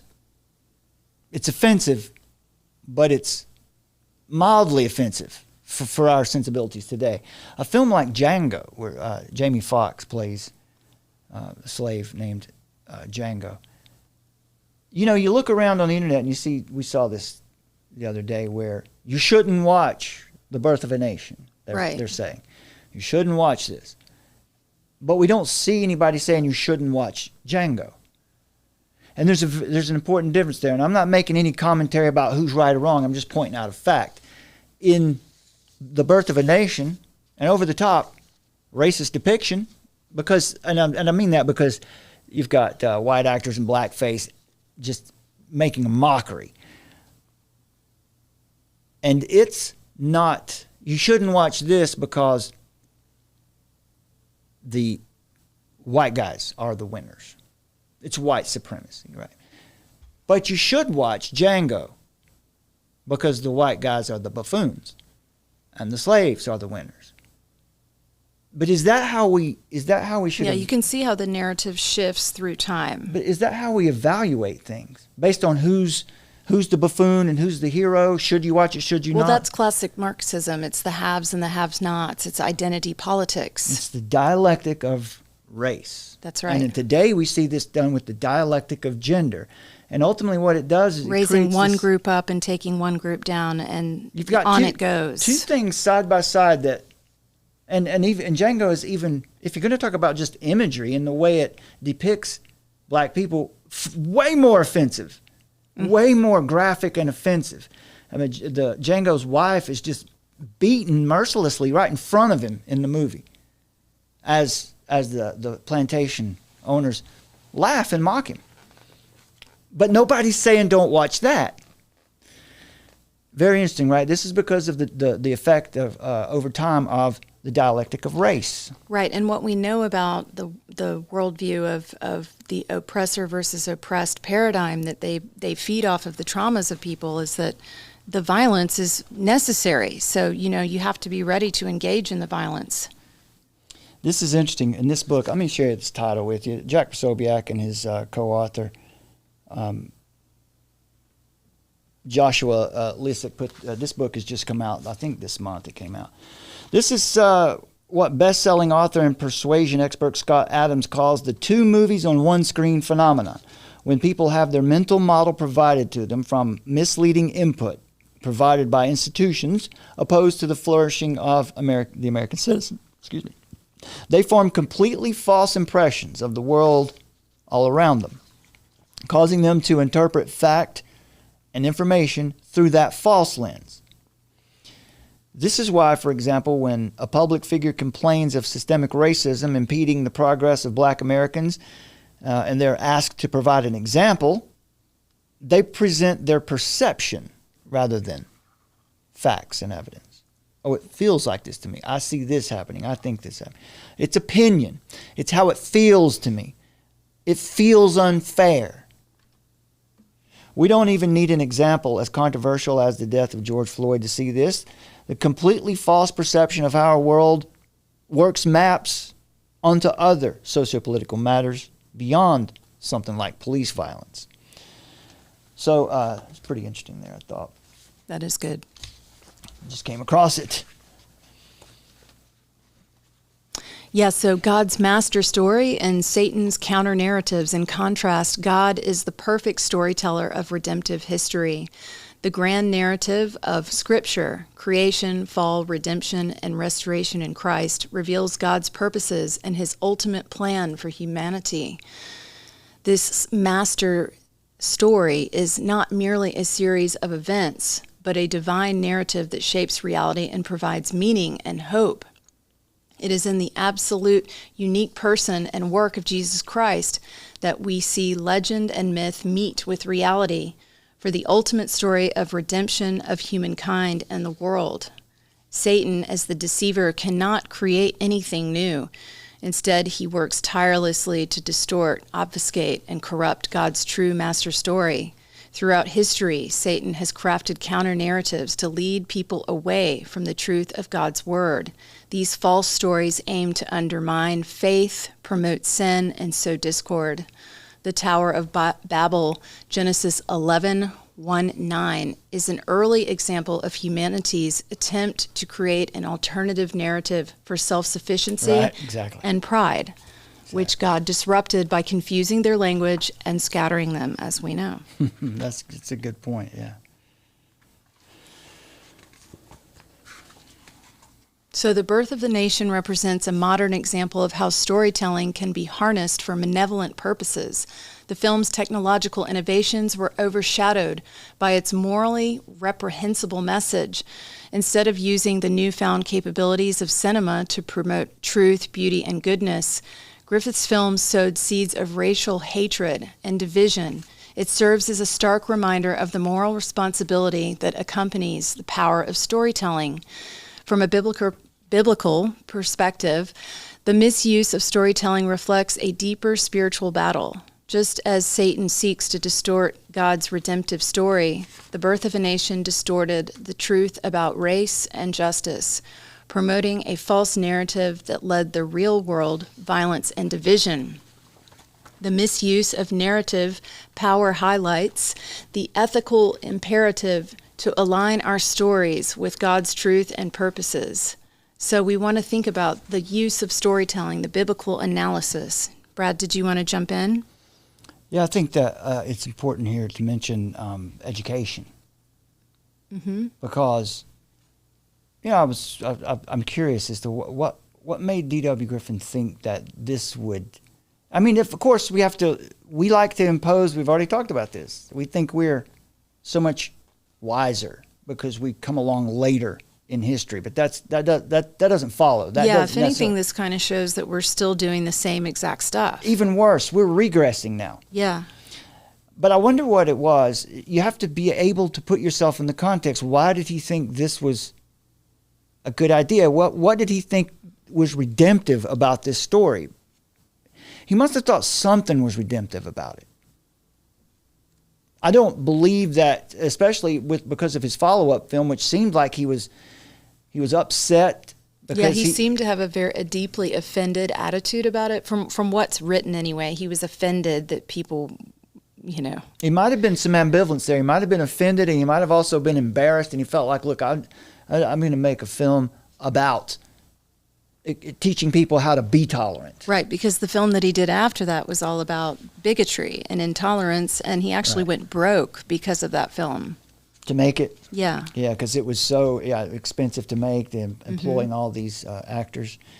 So, education. I wonder how D.W. Griffith was educated. I know one thing that I found when I read about him and preparing for this was that his father was a soldier for the Confederacy. And his father told him stories about the war. So this is where D.W. Griffith is coming from. He's coming from a father who fought for the South in the Civil War. And D.W. Griffith loved his father, thought everything his father said was objectively true, always. And so maybe there's some of that, but how was he educated? How are we educated today? Well, his dad did die when he was 10. Okay, so that's so he had this, he probably elevated. Yeah, his dad was probably like a hero figure because he never probably saw him in his flaws. Right. So this reminds me of the first civil rights movement in the late 1800s, after the Civil War. And then we had in the 1960s, the civil rights movement, which sought to repair some of the things that had been obfuscated from the first. Anyway, to the left, politically left today, the civil rights era was the new American founding, right? This was the birth of a new nation. You could say that title could be used for the civil rights movement, and we've talked about that plenty here, so I won't repeat what we've said. But I will share this from their book. To the left, the civil rights era was the new American founding, a successful revolution that superseded the first, one that got so much wrong. The legacy of the 1960s was thus the necessary overthrow of an oppressive old order. The entire history of 1865 to the 1960s was sloppily abridged for us and then crammed into a few weeks in school. Dr. Martin Luther King became a martyr. All America. I remember watching What's Happening. Roger Thomas, Rerun, and Dwayne. I watched that show every day after school. 4:00, What's Happening. I couldn't miss it.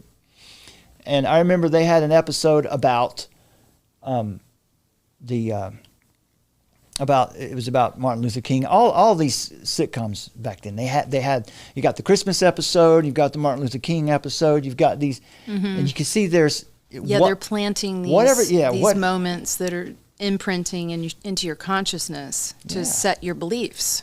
Yeah, and whatever the motivation, it's there, and it's cause and a reaction, and what I saw in that sitcom just supported what I learned in school. So why would I ever question that it was wrong, or that it was anything that I didn't get the full story?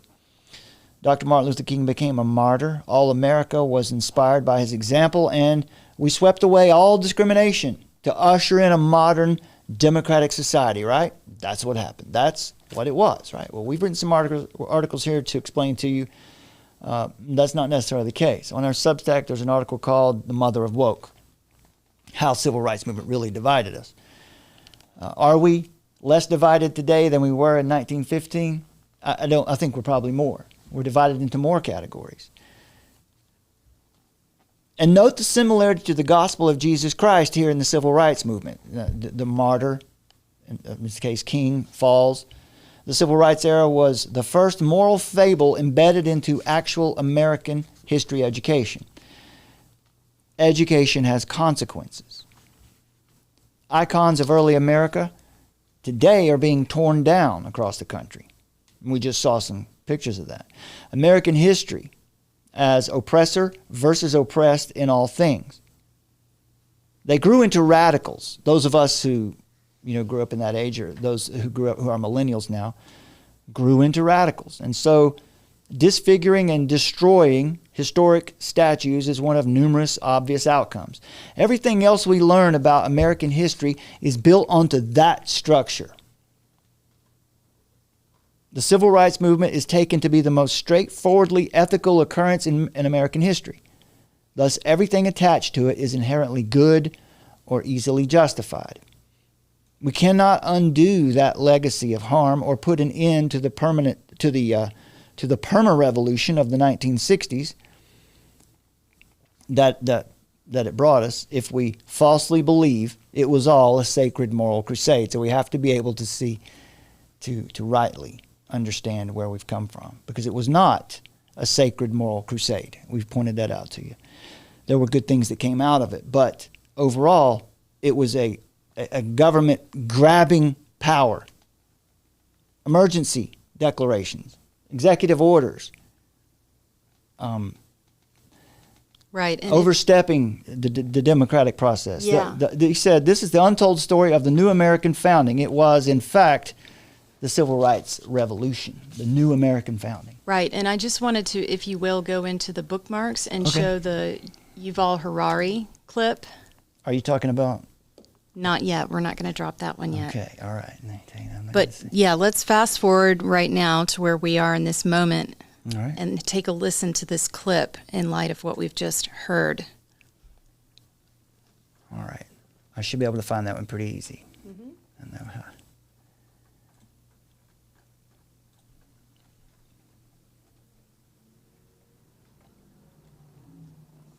Oh boy. It's in the Brett. It's in the what? The Brett post. So yeah, just go into the bookmarks and go into show 330, and then scroll down about the fifth one down, fourth or fifth down. 330. Brett Weinstein. I think you've gone to. This is. Yeah, go down. It's below that gentleman. Yeah, below that. Keep going. Below Corinne. There's that. Okay, once again, yours is scrambled. I don't know why it does that. Sorry, guys. And I don't have volume on mine. So anyway, it's the clip about Yuval Harari and how he wants to rewrite the Bible. And he's talking about the story, the greatest story, and that one day AI will rewrite it and it will be the correct version. Here you go. I got it for you. There we go. The third thing about AI that everybody needs to know, it's the first technology ever that can create new ideas. The printing press, radio, television, they broadcast, they spread the ideas created by the human brain, by the human mind. They cannot create a new idea. You know, Gutenberg printed the Bible in the middle of the 15th century. The printing press printed as many copies of the Bible as Gutenberg instructed it, but it did not create a single new page. It had no ideas of its own about the Bible. Is it good? Is it bad? How to interpret this? How to interpret that? AI can create new ideas, can even write a new Bible. Throughout history, religions dreamt about having a book written by a superhuman intelligence, by a non-human entity.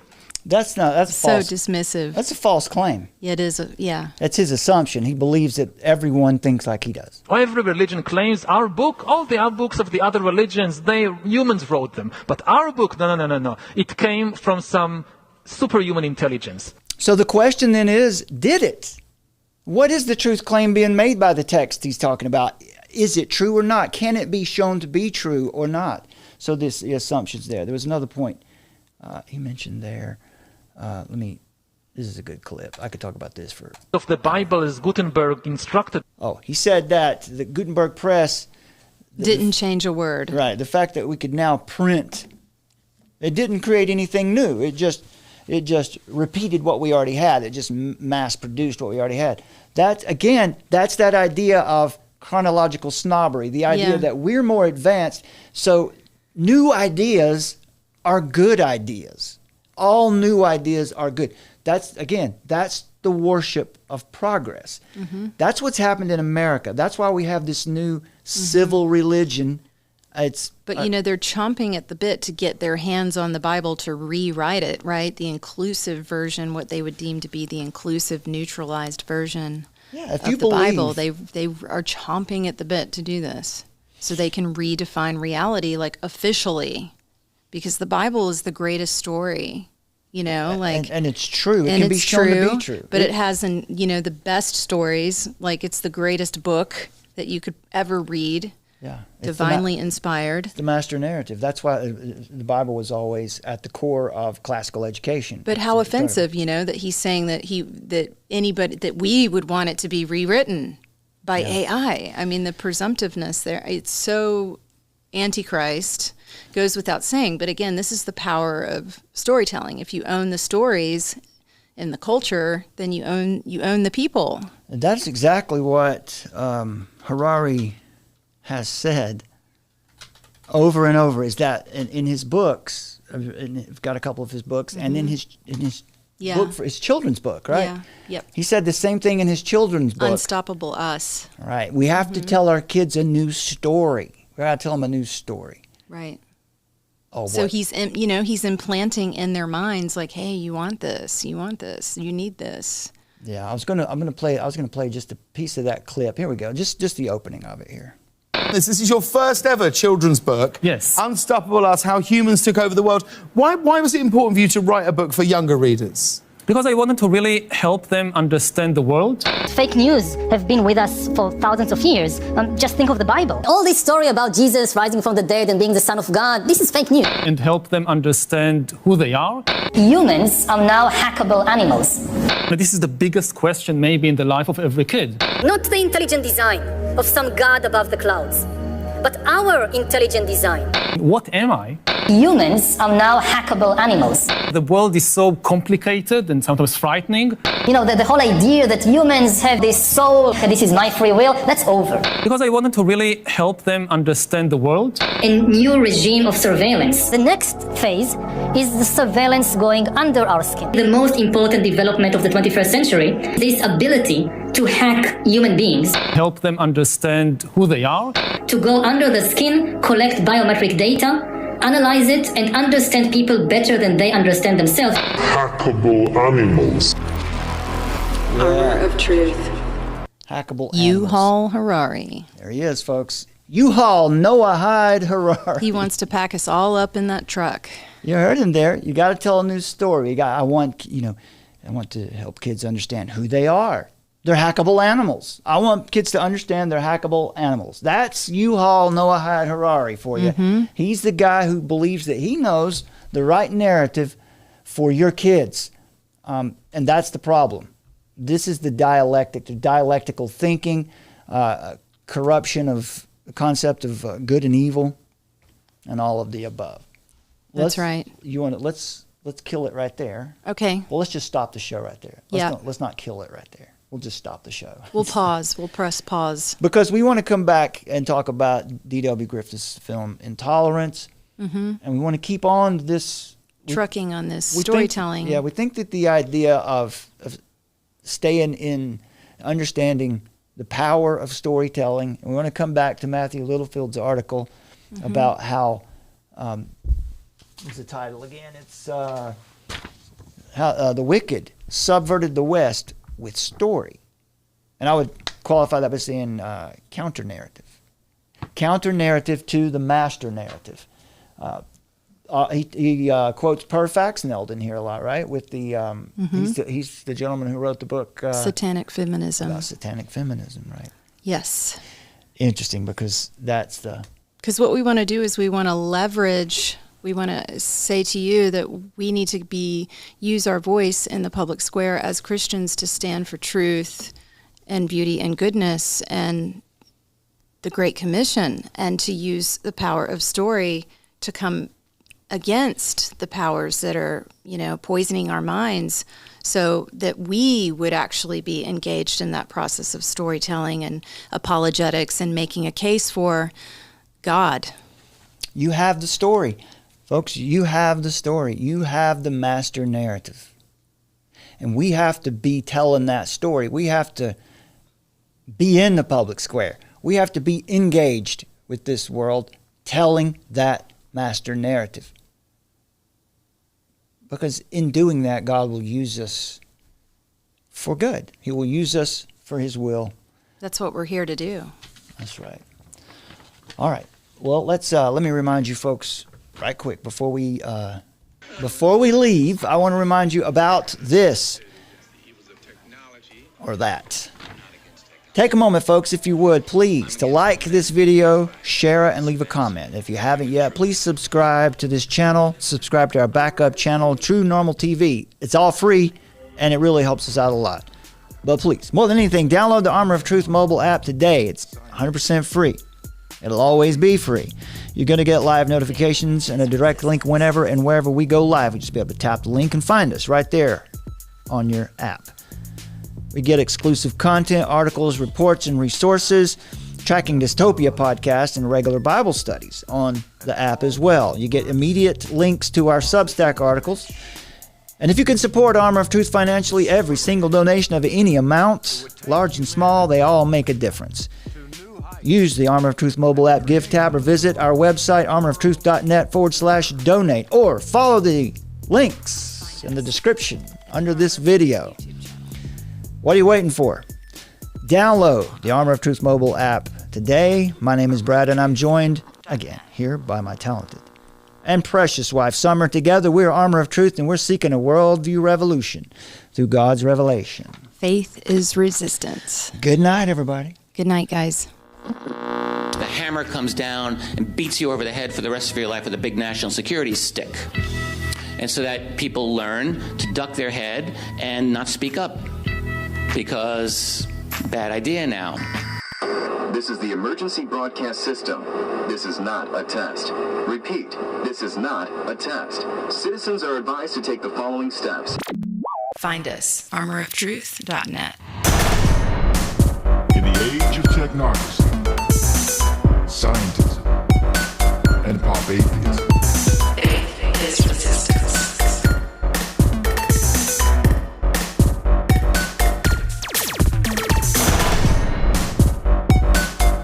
Nietzsche, of course, announced the death of God and called for the birth of the Übermensch, the Superman,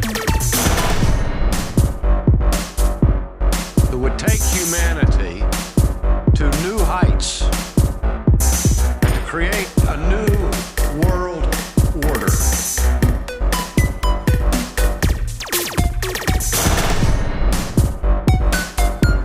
Find us at the Armor of Truth YouTube channel. This is not a test. Repeat, this is not a test.